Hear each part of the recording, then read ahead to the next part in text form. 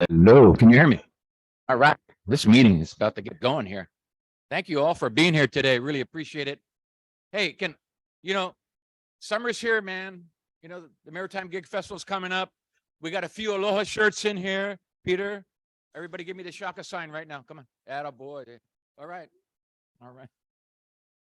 Yeah, so joining us today is our county councilwoman, Robyn Denson. Robyn is just heavily involved in our community, so we're delighted to have her come join us. She's just been on board of the council for about 6 months now, right? Not even 5 months. She's so involved in our community, raising 2 teenagers. She's a small business owner. And prior to being elected to the Pierce County Council, she served as a Gig Harbor City Council member. And prior to that, she served 4 terms in the City Parks Commission.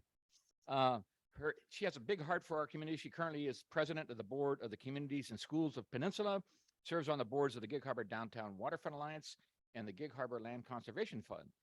She also serves on the Gig Harbor Chamber of Commerce Economic Development Committee and the Gig Harbor Veterans Day Committee. Professionally, Robyn has been a small business owner, has worked for over 20 years in our area for nonprofit organizations and working with individuals, children, families, and their journeys to self-sufficiency and achievement of healthy and productive lives. Please welcome Robyn Denson.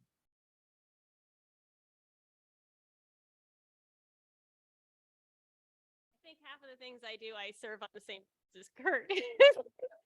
Also, Mr. Super involved in experience for me to be up running for office. So it's really, really, really nice.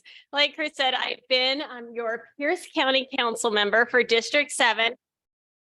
5 months, and it's been awesome. It's a huge job. It's a huge county, as you'll see, but I'm really enjoying it, and I'm learning lots every day. Let's see here.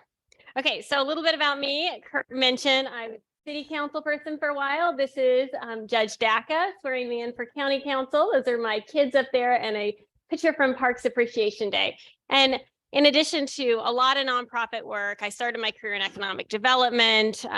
So I just have a wide span of interests, whether it's human service or business or the environment. I would say I'm not an expert in any of those things, but I know the people who are, and I know just enough to be able to ask the right questions to make sure that I'm getting the information I need to make good decisions for our community.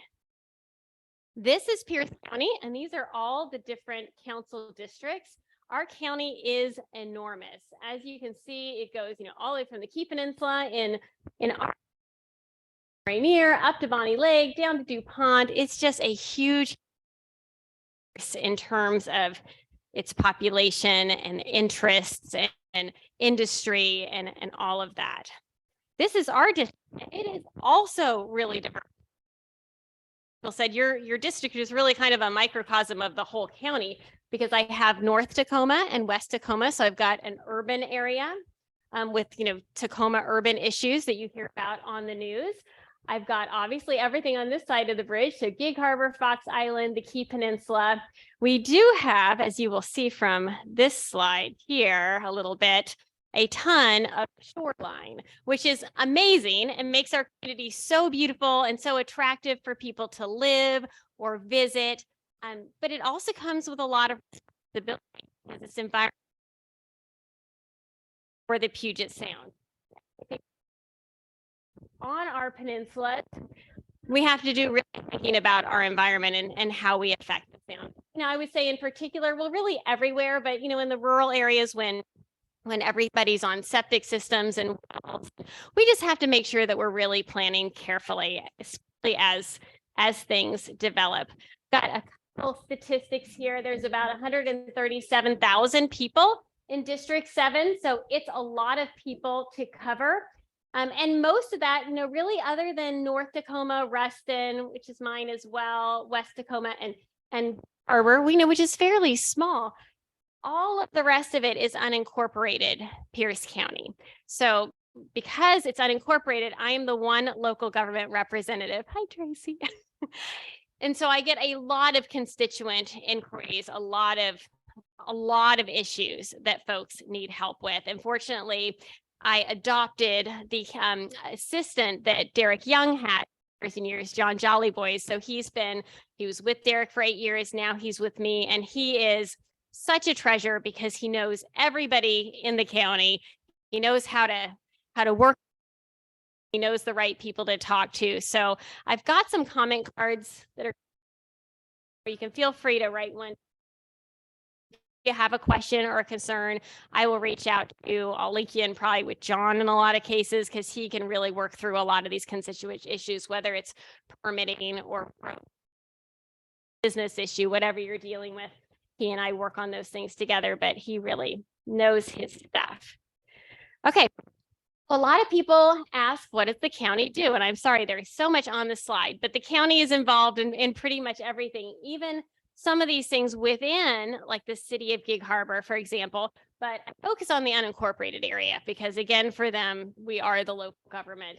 So public roads, we take care of 3,200 lane miles. So maintenance, operations, improvements, you'll see our road crews out there.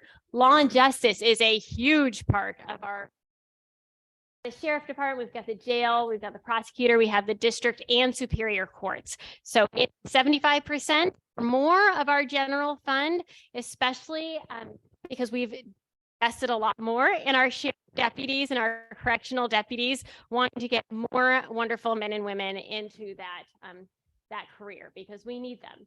We do land development services, probably a lot. The county, maybe we're trying to build working on developing a piece of property, for example. So building permits, enforcement is a huge deal in our district, both in rural, the Key Peninsula. Probably a lot of my constituents have to do with folks doing and things happening on the shoreline, people doing things and not bothering to get permits. And I think for the most part, neighbors try to be good neighbors. No one wants to rat each other out. It starts affecting their property or they're concerned about it affecting the environment. And there are reasons for the ordinance. The one message I would have for you, so it doesn't add to my constituent complaints, is if you're doing anything, please call the county and make sure you're doing it with the appropriate permits. It really helps us and it helps your neighbors as well. Economic development, we've got a lot of different business support programs. Our economic development program is very robust. Right now, we still have a lot of ARPA money for capital improvements, business training. We've got a lot of that. Human services, we have a very large aging and disabilities department. They do a lot of work with people these days, helping them with housing. So it's for low-income seniors, but it's really for all. They've got some programs for low income, but they've got some programs for all income levels of seniors. So if you're experiencing any issues yourself or a parent or someone you know, I would reach out to Aging and Disabilities. It's a very big program. They've got a lot of different things to support. Same thing with veterans. That's not an income qualified department at all, and they have a lot of resources, and then they'll connect folks because we want to make sure people that served our country are well taken care of. And then homelessness and assistance programs, I'll talk a little bit about that. That's a big emphasis for the county because we are experiencing a lot of issues with homelessness, just like every other county, like pretty much the entire country. County parks, we do have a couple of county parks. We have 3 of them, but because we have 2 park districts, and we're very fortunate for that, Penn Met here on the Gig Harbor side and Key Peninsula side, they raise their own dollars through property taxes and they can do bonds and levies. And because of that, we have a really robust park system in both peninsulas here. The county does contribute to Penn Met and Key Penn parks, though, through impact fees. They get some of that back, and through real estate. Recognize if we're not doing a lot over on the Gig Harbor side, we need to be contributing as well. Emergency management services, I just wanted to point out, as we're getting into the summer here in Gig Harbor, Chapel Hill and the library are both centers that can be cooling shelter. Key Peninsula, it's the Civic Center and a couple churches out there. We do elections, we do tax assessment and collection. The assessor treasurer is elected. Mike Lonergan has come to speak to you all. He does a really good job. And so I can try and answer questions about taxes, but a lot of times I'm looping in Mike to make sure I've got it right. And then you may know we have an airport here at Narrows that's owned by the county. We also have Field. We have a county fair, which Anderson Island, for example, you've probably heard that's been having some issues. Ferries are extremely expensive. People living on islands is extremely expensive for us and for them. It's a challenge, but we continue to support that because we're committed to that. And then there is a separate health department. I get a lot of questions about septic systems, for example, or concerns about decisions of the health department, for example, not so much now, but during COVID, I know Councilmember Young did. That is a separate body. But the board is made up of people from the Tacoma City Council and the County Council. The boards I am part of, but I go to the meetings a lot because often I am the alternate. This job, I guess people exactly. It's probably is the number. This isn't a choice. So this is in addition to the things in the community that I choose to be a part of. These are things that they need council representation on. So the ones in yellow are our council committees, right? That's normal. Community development, economic and infrastructure, and public safety. And I tried to choose committees that I thought were most important to our district. The Human Services Committee, I sit in on pretty much every meeting because that's also really important in terms of homelessness and youth services, things like that. And then these, I'm on the board council person. I'm not going to go through all of them, but I will mention South Sound 911. It takes up a ton of my time. Very, very important. But it's still a newer organization, as Mr. Nixon, I'm sure there's a lot of history and background, and we've got a long way to go to achieve the mission, Proposition 1, which you all passed probably, 7 or 8 years ago. So I spend a ton of time on that, and it's very important, and really great people. Pierce County Regional Council, Puget Sound Regional Council, a number of environmental groups, because they're in our district. So West Sound Partners for Ecosystem Recovery kind of is the top part of our district and goes into Kitsap. Alliance for Healthy is kind of the rest of it. I'm getting appointed to the Ecosystem Recovery Board. There's a lot of different environmental boards that were arranged by the state under the Puget Sound Partnership because they want local voices and they make sure that we are driving projects that we need in our local community. So learning lots. Before I forget, you too can be part of some boards and commissions. And I was just talking to Daryl Johnson about this. We really need community voices. The two that I'll mention, Key Peninsula and Gig Harbor Use Advisory Commissions, are really important. The number one thing I did hear when I was doorbelling, there's lots of concerns, right? But here in Gig Harbor and the Key Peninsula, overwhelmingly, just like when I ran for city, which is absolutely valid, and how we're building and how that's impacting the character of our community and the health of our community. So this land, that is where we need citizen voices in that. I've got 1 vacancy on the KP and 3 vacancies in Gig Harbor. So I would really you can reach out to me. I can get you an application. I don't make those appointments. He makes the decision and then the council ratifies. We have a new Agriculture Advisory Commission coming up. We don't have any representation from our area. So if you know of a farmer in the Gig Harbor, Key Peninsula area, this is going to be a really fun and cool one and important. And, with agritourism, we're doing more of an emphasis on that. And I think that's kind of interesting for the KP in particular. We could use voices. And then the Flood Control Zone Advisory Commission. We also have a District 7 vacancy. Because when I look at these vacancies, I don't want to see District 7 popping up at all. I want to be fully staffed so that our community has those voices. And we've got other commissions that I don't have vacancies on, like historic preservation and birth to 25 and all of those. Some of those to actually go through, and they then advise council. So it's important that we have representation so people know that we have interest and we have. And if you're on the KP, we have to often let them know that KP is in Pierce County. So it's really important. Okay, so a couple updates I wanted to give you for Gig Harbor and the Key Peninsula. Over in Gig Harbor, there isn't any major peeling going on this year. So you'll be seeing regular mowing, potholes.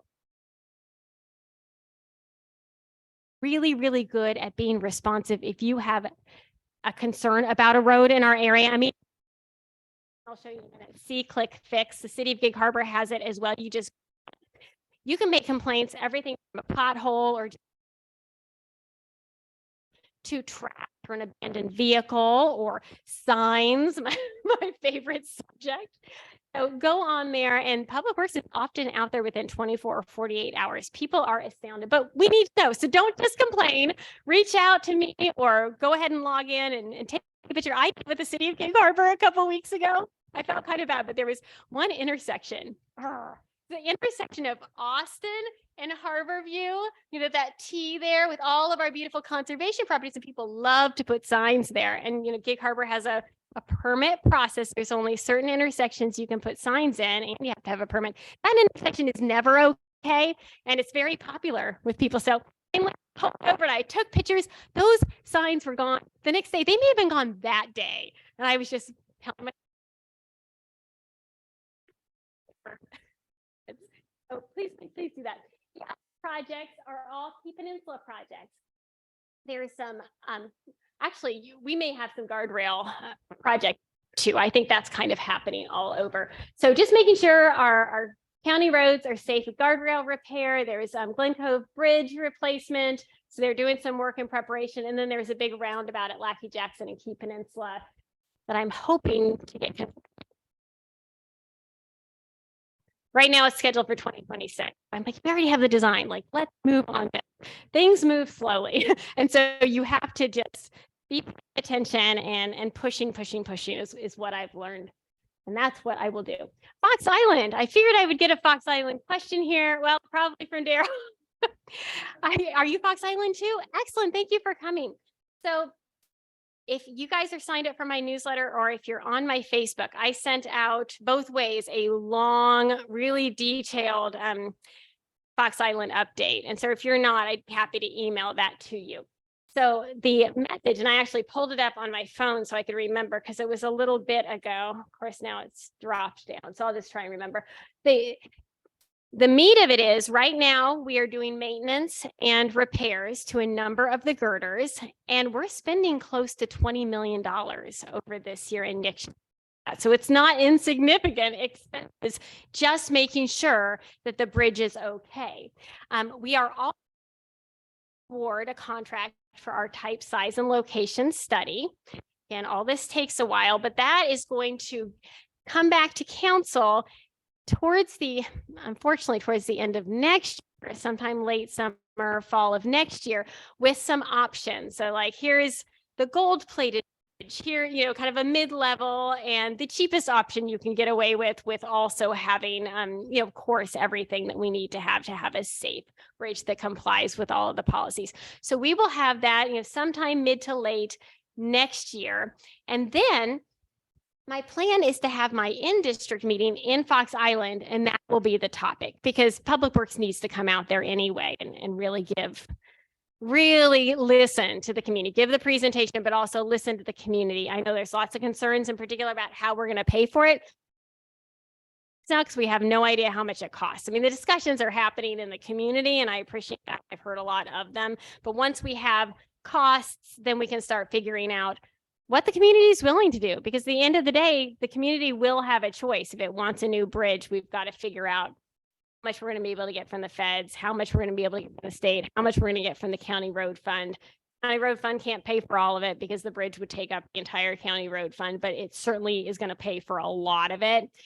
In the meantime, every time I see any of our Congress people having that conversation, they are all very well aware of the Fox Island Bridge.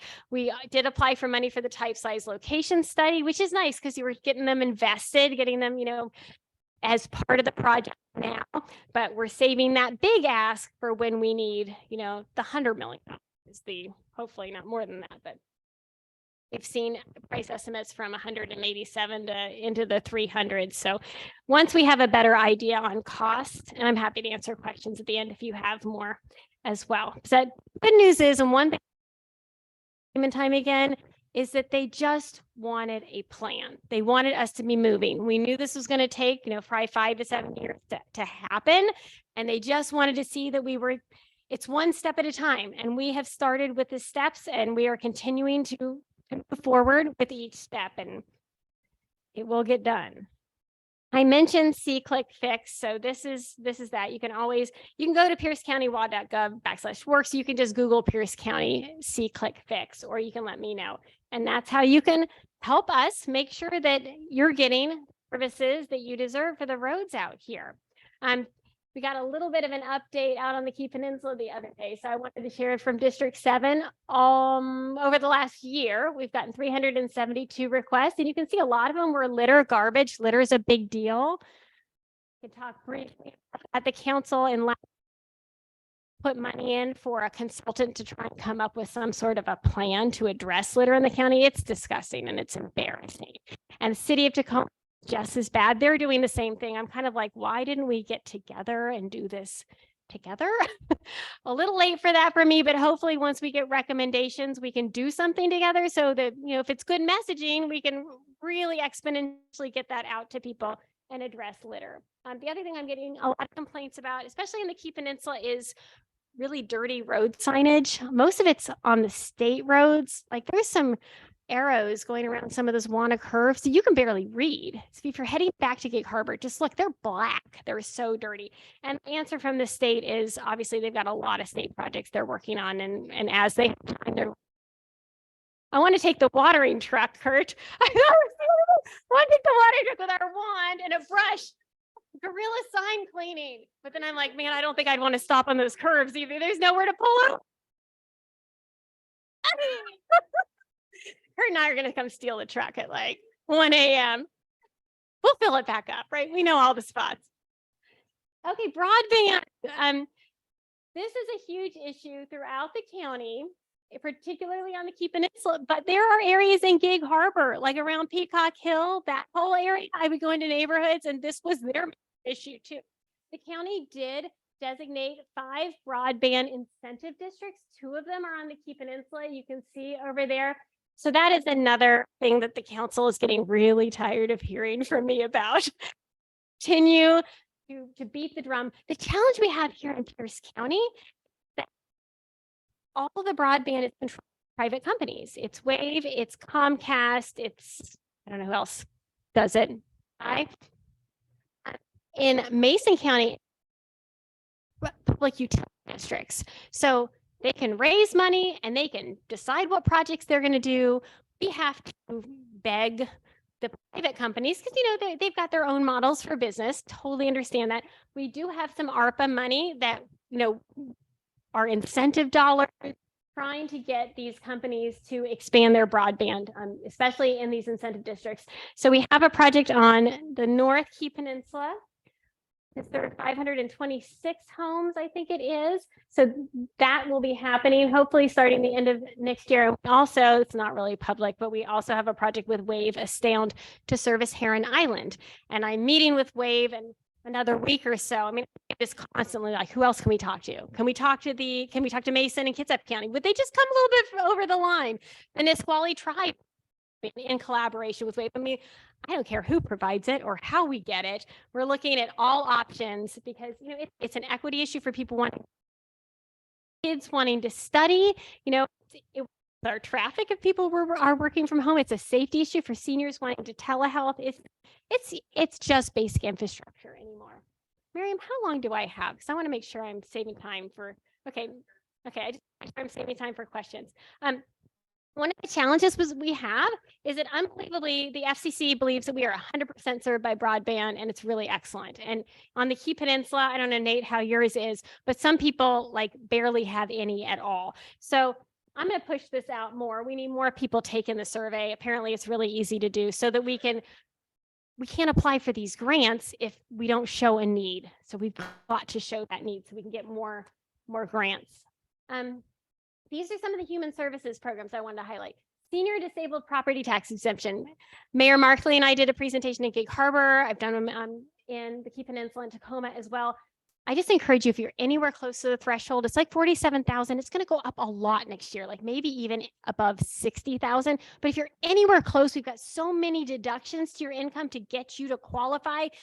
Check it out. It's a significant savings. And if you're anywhere near there, you might qualify for energy assistance. We have eviction prevention. We don't have a lot of that left, but for folks that are working with their landlords trying to stay in their home, we've got lots of aging and disabilities. I mentioned veteran resources, and I mentioned business supports before. So there is quite a bit. These are some of the organizations that the county partners with. The county doesn't provide a lot of direct human services unless it's the aging and disabilities. That's the one exception. But we partner with communities and schools, the Gig Harbor suicide prevention, food backpacks for kids, fish, and then these other entities that are a little bit more countywide, but that are coming over to the Key Peninsula and the Gig Harbor community to provide case management, especially with homeless folks or folks experiencing substance abuse. And these are 3 committees that drive a lot of the funding to those programs. You could join if we have an opening. You can let me know if you're interested. Housing is a big issue, homelessness and housing. So this is just a little bit of information about 1/3 of our households are housing cost burdened. And the affordable housing we need, we know takes subsidy. So finding the dollars, whether it's private donations, whether it's public money, grants, we're always looking to partner, because we know that developers can't afford to develop and rent or sell homes at the level that we need for a significant number of our population. We need a lot of housing. So we're looking at our permitting, we're looking at SEPA, we're looking at how can we streamline things and make it cheaper for developers, and then make sure that housing is permanently affordable. And we've got a plan to end homelessness functional. I would say we are at the beginning of this plan. We're giving out a lot of money to great groups. I don't see things improving, honestly. So that's a huge issue for me.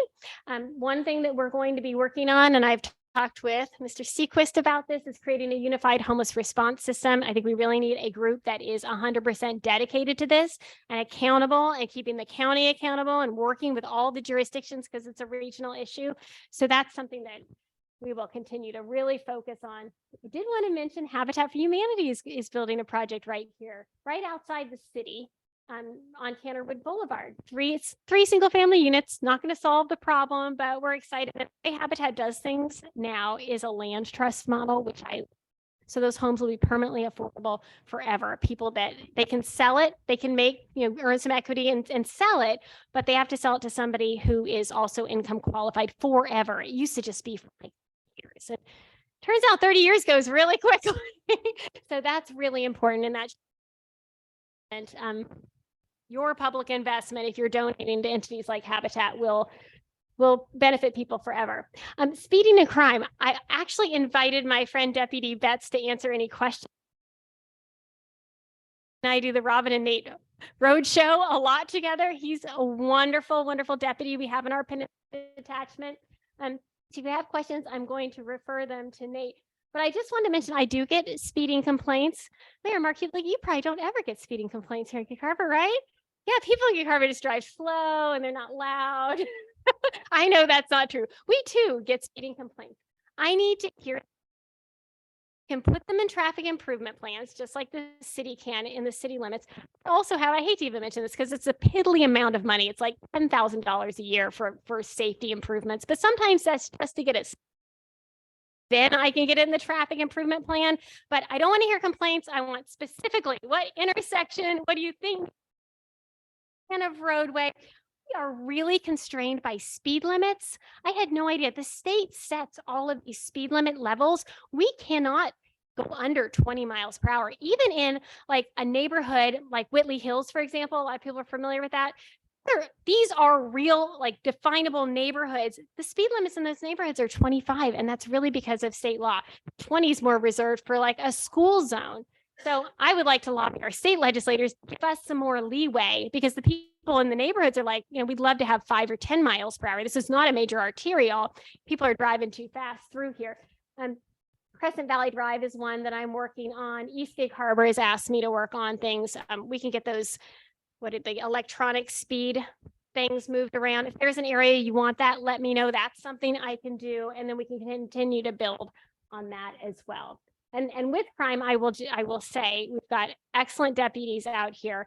They are limited because of staffing. It's not the county. We've got all sorts of positions available. We need the people. We need good men and women like Deputy Betts, not only in our sheriff department for on the streets, but in our correctional facility, in our jail. They're great jobs, great money. So please consider that. I just referred a friend of mine to the jail yesterday. Oh, I'm done. Yay. So, so what questions can I answer for you? Okay, this gentleman, John, and then this gentleman. I think Kurt's going to bring a microphone. I'm going to try not to move too much. These two guys here. 15 years ago, when Pierce County bought the airport and that portions of the Gulf Coast, wondering how does the county like being in that airport business? Oh, that's a really good question. You know, I don't know how they like it. It is not a profit generator. I think last year they may have made $20,000, which was like amazing. And Kurt is on the Tacoma Nearest Airport Advisory Committee. Is that right? In the past, Kurt, you don't make any money at all, right? I mean, okay. I think it's really cool that we have an airport. I don't know how the county like public works staff feel about it. Right now, I will tell you there's a lot of controversy because they're embarking on a master plan. You may have heard in the newspaper, there's some trees that need to be removed, not necessarily for the master plan, but when they looked at the master plan, they realized they had trees that were obstructive and dangerous. So just, yeah, the county does not want to take down trees. The airport commission does not want to take down trees, but we do want people to be safe, obviously. I'm sorry. And the FAA came up with this plan. I can tell you the good news is that this year, probably starting pretty soon, they're going to take down 33 trees and they're going to like rub like 12 acres. And then I was told by Public Works that they don't think phase 2, which will probably be more than that, is probably not going to happen until like 2027, and that the FAA will continue to look at it. Believe me that the people have in those neighborhoods have reached out a lot to the FAA and to Mayor Markley and to myself and to the commission. So the FAA is aware. I've written letters to them. They're aware that we don't want them taking any more trees than is necessary for the environment, for noise, for, you know, pollution. Obviously, we don't want to take trees unless they're necessary. By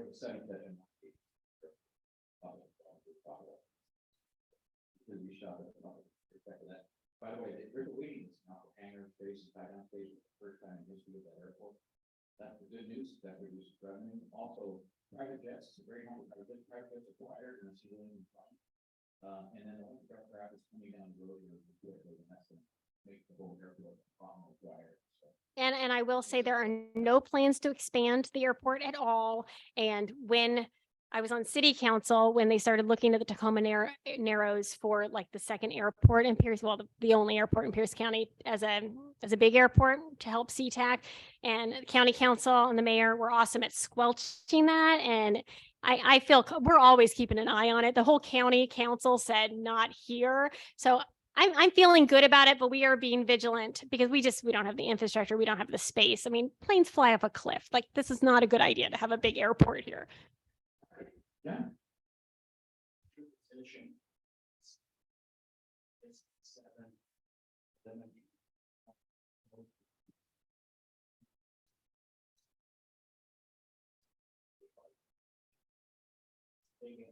It is.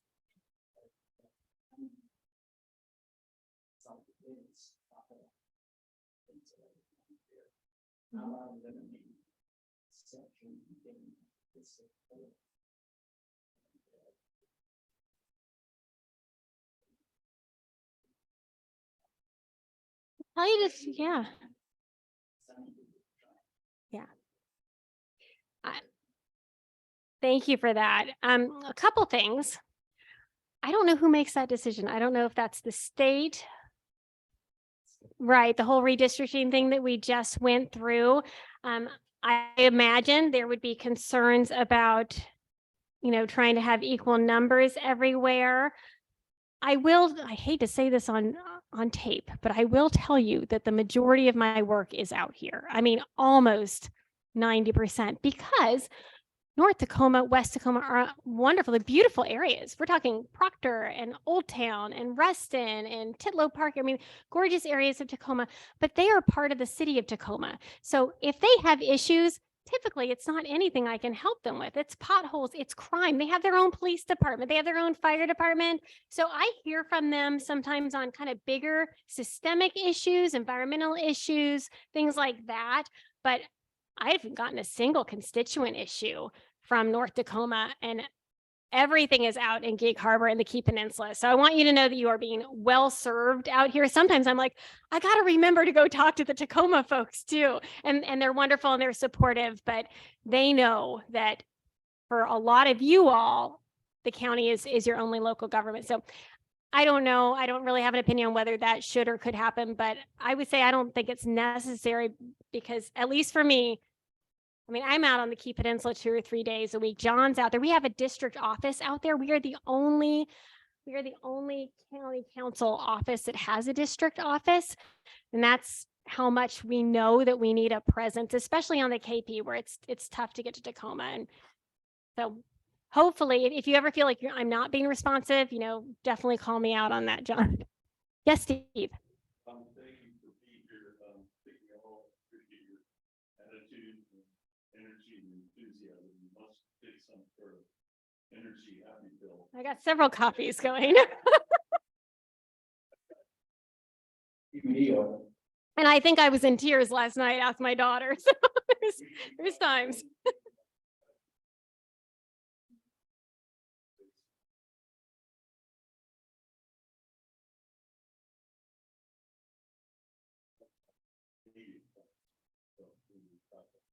Yep.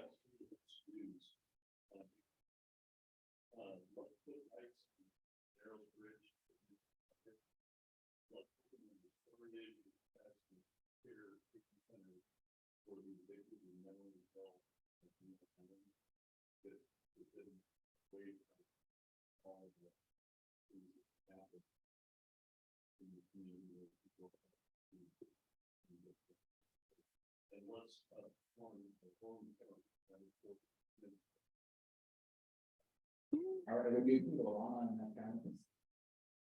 All right.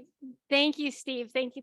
These are things that I've heard a lot over the years. I'm going to go backwards and hopefully I'll remember all of them. You can remind me if I don't. The Own County, similar to John's, that's definitely a state issue. And I mean, there's pros and cons, right? I could see some pros, but counties by state are required to do a whole lot of stuff. You saw my slide before, elections and tax collection and roads. So it would cost a lot of money. Do we have the tax base in Gig Harbor, Key Peninsula? It's something that I think that they looked at one point. So I'm not saying no, but we would have to be a decision that would make sense for us because we'd be paying for it. The Narrows Bridge, that's the state, but I'll certainly ask about it. And McNeil Island I heard that a number of times when I was knocking on doors. One thing that the county is supporting is this community village concept, which is kind of similar because it's out in an area that's a little bit more remote, a little bit more removed. There's pros and cons to that too. I have to say I wasn't 100% in support of this. Yeah. So, and I know there's other states looking at that. So again, that's a state facility and certainly is something that's discussed, Steve. So thank you for bringing it up.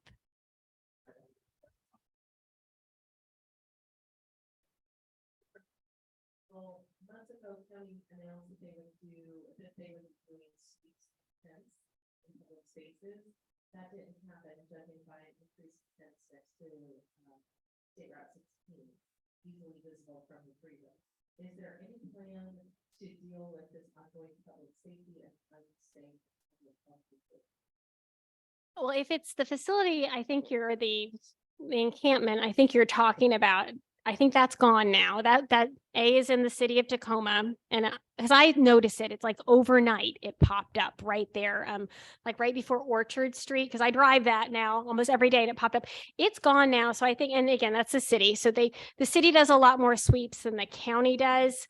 The challenge with sweeps is that somebody described it as like dropping a rock into a puddle. People just go 2 blocks over, they go somewhere else, more encampments are created, and the social service providers that had maybe been making connections and building relationships now can't find those people and have to start over again. I wish I had a silver bullet answer to this question. It's not easy. We're trying to develop more affordable housing. We've got a goal of having helping at least 1,000 units of the county helping, and then cities are doing their own thing each year of permanently affordable housing. So that's one thing we're doing. I would like to see, they're calling them stability sites, but basically it's sanctioned encampments, things like finding an area of land where people that are in encampments that maybe aren't ready and aren't interested in going to shelters or tiny homes or hotel rooms or all the other things that might be available could be just to be safe, to not worry about being swept, where social service providers can come in and start working with them and start getting to them to the point where they're accepting of services. We've seen this happen with safe parking, where one of my favorite stories is this guy who came in, the safe parking site in Puyallup. Mayor Markley and I went and toured it. You wouldn't even know that it's safe parking, first of all. It's really nice. And folks leave. A lot of them go to work during the day. But anyway, there was this one guy who did not want to accept any services. But after a couple weeks, he started kind of opening up. He started relaxing. He started trusting his other people that were residing there, as well as the organization that was serving residents there. And all of a sudden he's like, okay, I'll fill this out. Okay, I will accept this service. And I think he found housing. I mean, they have an 80% success rate. So that's safe parking. And I think the same thing could happen in these encampments when people feel safe and you can start working with them. Okay, how about moving into a tiny home or the veterans home out in Orting, for example, or we've got these hotels we're converting into affordable housing and getting folks into substance abuse training or substance abuse programs. A lot of folks need mental health, especially at the point where they've been on the streets for a while. All those problems just get so much worse. So there is a plan. It takes land. It's hard to find anywhere to put these things, these like sanctioned encampments, because anytime we try and put them anywhere, guess what? Anyone around there does not want it. So I get that. So it's really a challenge. All right. Thank you for the question.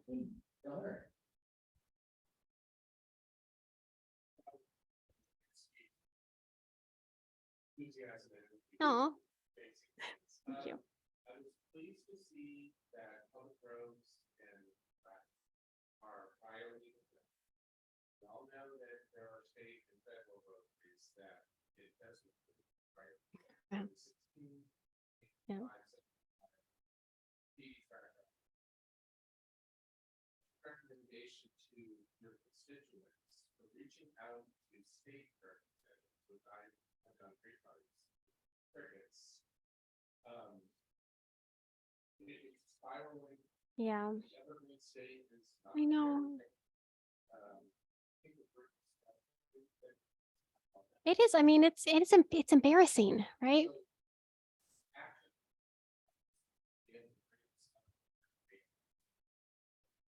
Well, I don't know that I have a great answer for you. I would say continue to reach out to your state representatives and don't quit, because as it leads up to session, I'd be asking, what bills, like what are you going to sponsor, or are you going to give the Department of Transportation more money for trash cleanup? And, what exactly are you going to do to solve this problem? To all 3 of our legislators, keep reaching out to them. You're welcome to reach out to us too. When we get complaints about, for example, the signage on the Key Peninsula being dirty, trash, we reach out to those departments as well. And so I use whatever political capital I have to do that. But you all are probably even more important because, you're the voters and our representatives are up for election every other year. I do not know how they do that. So I would bring it up too when people are up for election and make it like a key concern so that when they go to Olympia, they make sure they invest in it. And I'm sure there's cost constraints that they're dealing with, budget constraints and staffing. And a lot of times, just like with our sheriff department, we're limited by the number of people that are coming to work for us. So that could be an issue too. Yeah. I would suggest that. I would suggest that. And I'm a big fan of these public-private partnerships. One of my big things on the Key Peninsula is working on transportation. I'm like, I don't even want to talk about Pierce Transit. That is so far down the road. Like, who can we pay to run a shuttle up and down the Key Peninsula? And I honestly think that's going to be cheaper. All right, Steve. Yep, absolutely. You know, there is a program, it is with the county, because yesterday, I was down at the roundabout down at the bottom of Point Fosdick where you Stone Drive. Uh-huh. Going around, putting the bridge. And there was a gentleman with a vest on, he brought the vest and a hat, picking up, in the middle of the roundabout, picking up. And nobody was kind of like, pull over and back, that turned out to be somebody I do. And so we start eating and he breath that.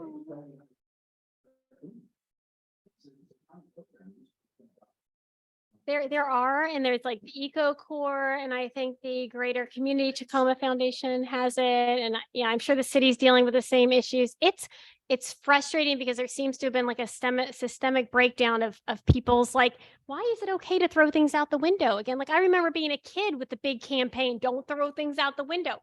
How is that okay today? I don't get it.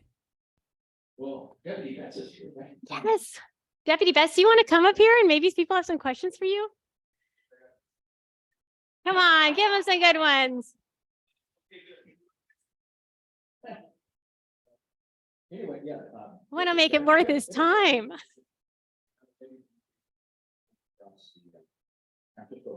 What? Training in local lakes. Wow, I didn't even know that. So, give us an update of what's going on in the county and out here in the peninsula area.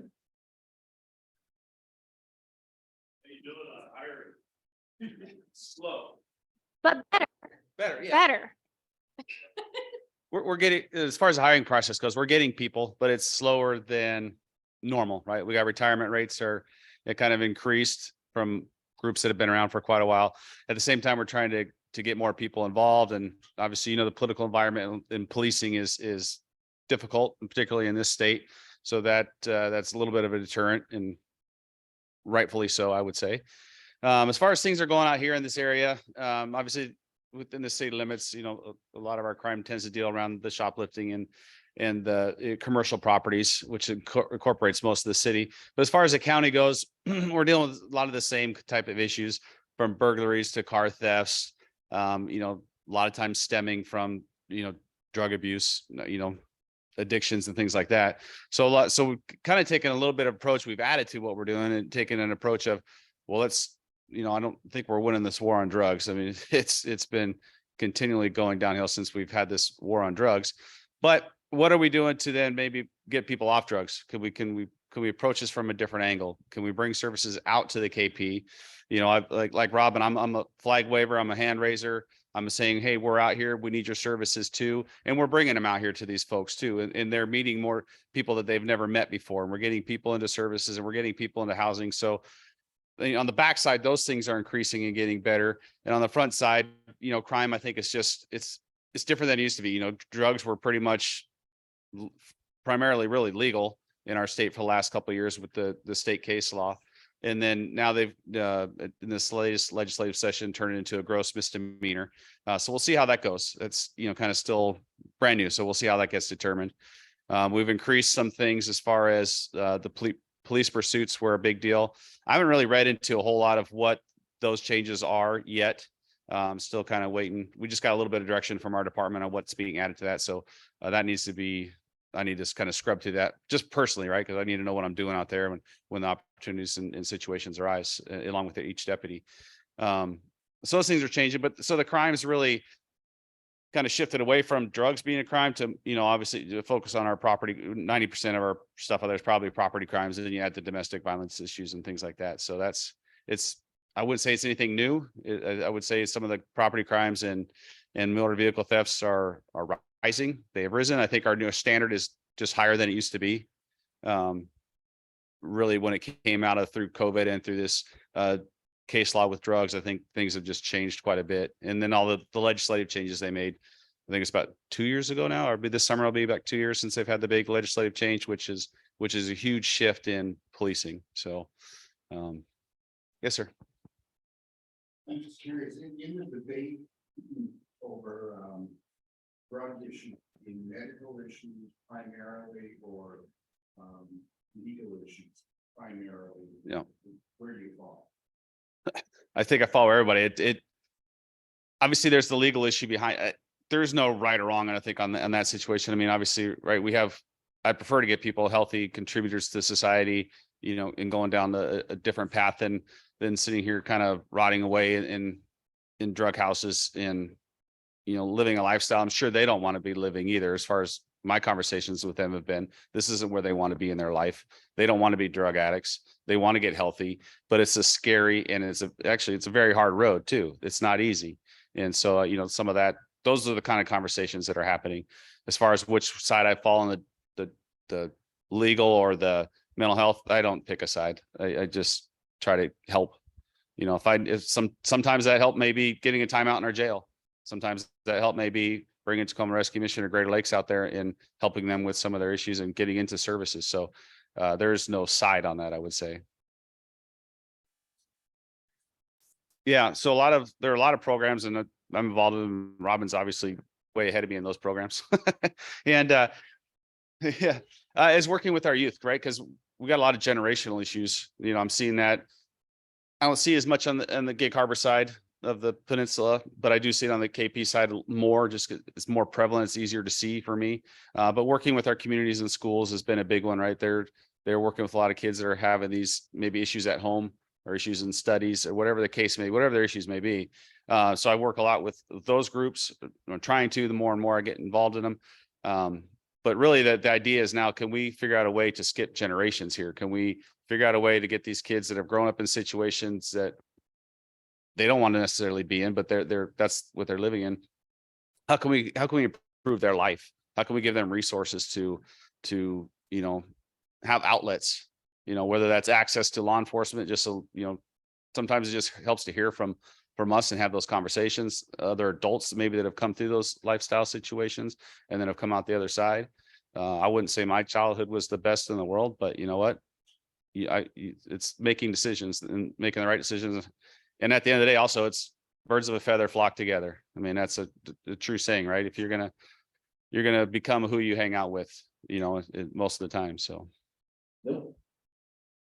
What does that have to be that police officer, meaning not you personally? Yeah. I know you sometimes have bonuses to give people that sign up. Sure. But after they've been there 10 years, do they look at a good retirement? Are you fairly compensated? Yeah, I would say we're fairly compensated. You know, it's negotiated every, I think, 2 or 3 years, 3-year contracts, you know, so it looks at the comparables. And then we negotiate that with the county and with our department. And then as far as, so I'm losing track here. What was the other part of your question? Oh, the incentives going forward. Yeah, so we have what's called the Left 2 law enforcement officers, firefighters pension. So you get like a 2% every year that you work. So say you work 20 years, you get a 40% pension of your top 5 years, combined 5 years. So yeah, it's a great incentive program. You know, I think a lot of us now are looking at medical as the big one. I think we all know that's a big one, right? In retirement, is like, how do we afford medical going forward? So that is coming a bigger and bigger issue in negotiations as far as planning. Do a quick plug for our correctional officers, because I was amazed. You can start as a correctional officer at age 20. You are a sheriff deputy in the correctional facility. So you are part of the team. Entry level, $70,000. I know, because I just sent this to a friend of mine who's looking at the jail in Mason County. I'm like, oh no, come here. So, and when I did a tour of the jail and talked to all of the correctional officers, time and time again, they were like, this is a good job. I put 4 kids through college, you know, like, and it's just a really good working environment. Chief Patty Jackson is awesome. So if you know of any young people that want to try something new, I mean, and it's probably a little bit safer than what Deputy Betts deals with out on the streets, but we need our deputies in the jail to be able to open up the jail more. I mean, it's open, but we're a little limited by staffing. Thanks so Thank much, you. Robyn. Thank you, Sheriff. Deputy Beth, for being here. We appreciate it. Okay, now for the good of the order.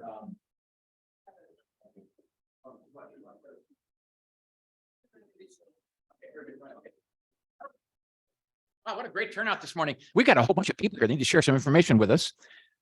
Mayor Markley. Come on up. Tell us what's going on.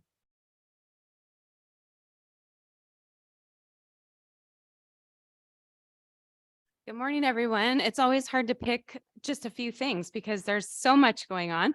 But we did have our first community fair, our kickoff for our comprehensive plan update that is going to be due December of 2024.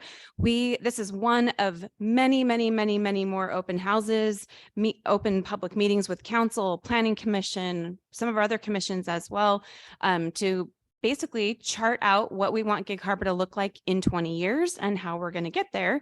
And we really want the community to tell us, what do you want Gig Harbor to look like? What do you not want Gig Harbor to look like?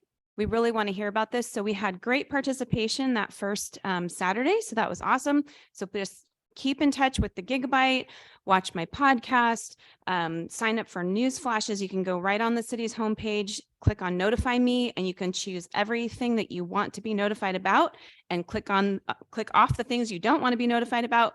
And you'll get those sent to your email inboxes, your text. You can send it by text as well.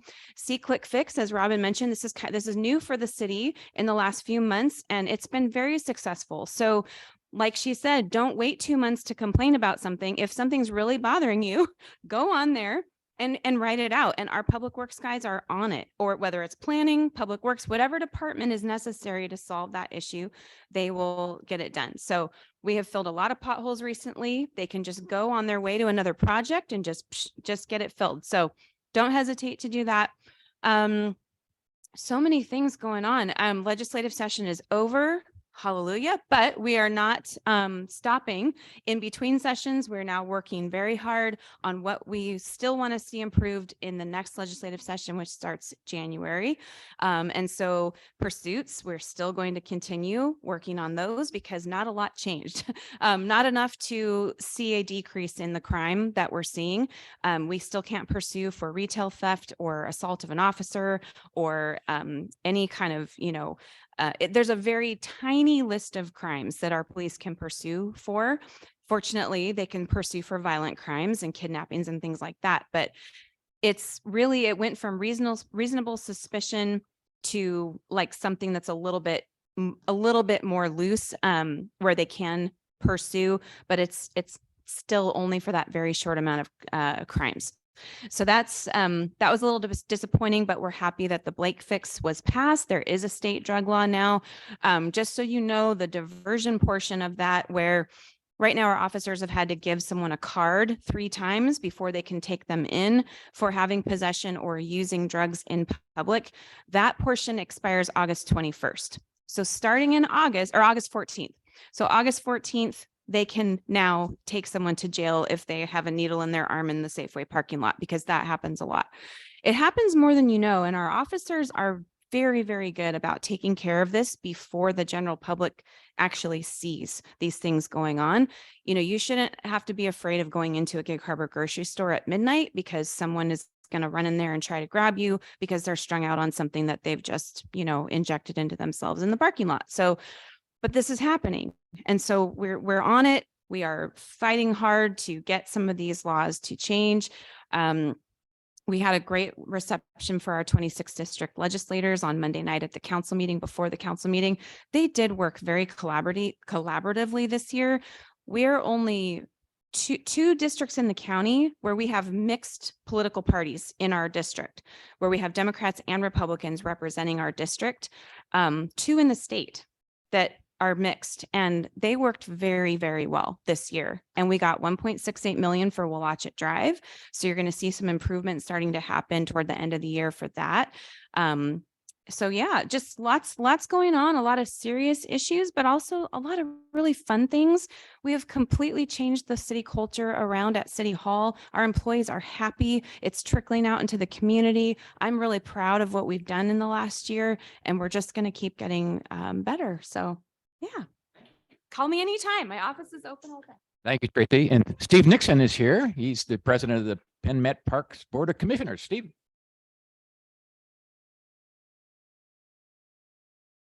Thank you, Kurt, my fellow commission member with Penn Met. So Robyn, I just wanted to share a positive story. So I live out in the 40th and Willachet area, And one of the things that's happened over the last year or so is artwork on the traffic control boxes. And it's really cool. It's really cool. So a couple things, update from PennMet. First, I'll start with the Community Recreation Center that we're building down at the old driving range. We are very near completion of the phase one, which is the existing club. I went by there the other night and we're painting and the roof stripped and the new roof's going on. So we are hoping to be in there very soon. Along with that, we are planning to go out for bid for phase two, which is the roughly 57,000 square foot building sometime in June, hopefully by mid-June. So we're just kind of waiting, getting our permits completed with the county. So we're very close to that. So exciting progress there for PennMet with that. Just a reminder, offices will be closed on Memorial Day, Monday, the 29th. Coming up on June 2nd and 16th, we are doing senior socials at the Arletta Schoolhouse from 11 to 12:30. On the 2nd, we'll be having a guest speaker on retirement planning. And on the 16th is games galore. So again, 11 to 12:30 out at Arletta on the 2nd and 16th. We have our regular board meetings coming up on the 6th and the 20th of the month, again, out at Arletta. Study session at 5 o'clock and regular meeting at 6. And then coming up on the 26th and 27th of June, our community meetings from 6 to 7:15 in the evening out at Arletta. The 26th is the community meeting for dedicated space for seniors for a feasibility study on that. And the 27th is the community meeting for the feasibility study for Community Aquatics Center. So that's about all with PennMet. Thank you. Steve. And for an update on the TCC campus in Gig Harbor, the woman with the most interesting name, Olga Torres Inglaterra. Way too much fun with that. Good morning. I am so excited. We are at the tail end of the academic year, so we are excited. June 17th, Saturday, June 17th, we will be honoring our graduates. That doesn't only include our TCC students, but it also includes our Peninsula School District students. We have over 200 Peninsula School District students in our Running Start program. That doesn't include our Fresh Start program. So we're super excited. These are students that are graduating not only with their high school diplomas, but with an associate's degree. That's pretty telling of the talented students we have in this district. So if you're around, please celebrate your students. We are also having, our enrollment has started not only for our summer quarter, but fall quarter. So if you have students that have not registered yet or looking to apply, they've realized, oh gosh, the end of the school year has come up and I don't know what I'm doing in the fall. We have an advisor in the building, but our enrollment services as well will help a student walk through that application process. So there's still time to get geared up. If you are a working adult who's looking to skill up, there is funding through Workforce. That's federal funding that will help you attain a certificate that will build your skills to maybe just take it up another notch. Maybe you're struggling with that not so livable wage. These certificates really help. We have Workforce individuals on our main campus, but I'm happy to connect you with them through Gig Harbor, and they're willing to come out to Gig Harbor. So if you have a need, please contact me. I will get them over. We are looking at doing another partnership with WorkSource for employment. We had over 100 people show up to the last WorkSource partnership we had in Gig Harbor. So look out for that information. And finally, you should have received your continuing education catalog in the mail. We've got some fun stuff planned for this summer. If you didn't receive it, check online, Tacoma Community College, continuing education, or just stop in the building and check out our great art. Have a wonderful sunny day, guys. Olga Torres Engelbritsen.